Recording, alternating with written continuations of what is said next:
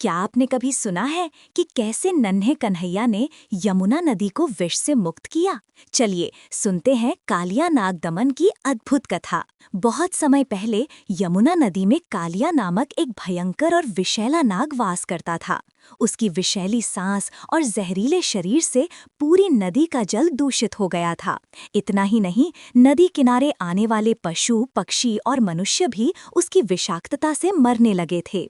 गोकुलवासी लोग भयभीत थे क्योंकि यमुना जी उनकी जीवन धारा थीं। किसी को समझ नहीं आ रहा था कि इस संकट से कैसे बचा जाए। तभी बाल रूप में श्री कृष्ण ने ठान लिया कि वे इस नाग का अंत करेंगे। कन्हैया अपने मित्रों के साथ यमुना तट पर आए और खेल खेल में वे कालिया नाग के गहरे जल में कूद पड़े। अचानक ही जल से एक विशाल फुफकार के साथ कालिया नाग बाहर आया और उसने कृष्ण को अपने विशाल फनों में जकड़ लिया। गोप बालक घबरा गए, गोकुलवासियों में हाहाकार मच गया। लेकिन तभी चमत्कार हुआ।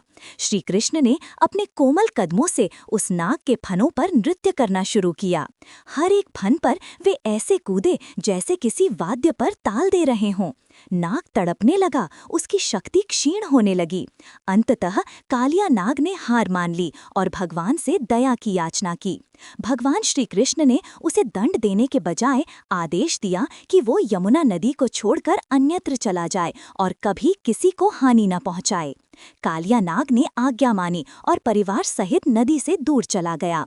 इस प्रकार श्री कृष्ण ने यमुना जी को फिर से पवित्र कर दिया और गोकुलवासियों को भय से मुक्त किया। ये लीला हमें सिखाती है कि संकट कितना भी भयंकर क्यों न हो, यदि हम प्रभु में विश्वास रखें तो वे अपने भक्तों की रक्षा अवश्य करते हैं।